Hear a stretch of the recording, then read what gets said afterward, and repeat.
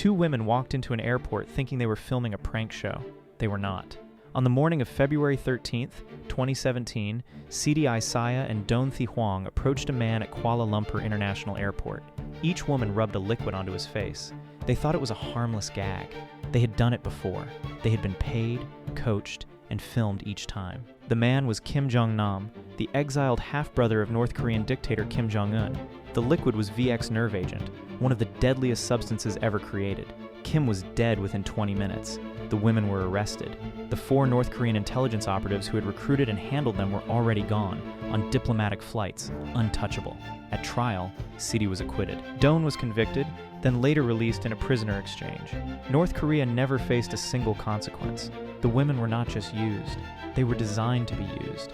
Disposable people in a plan built so that the architects would never be found. That is what a state-sponsored assassination looks like.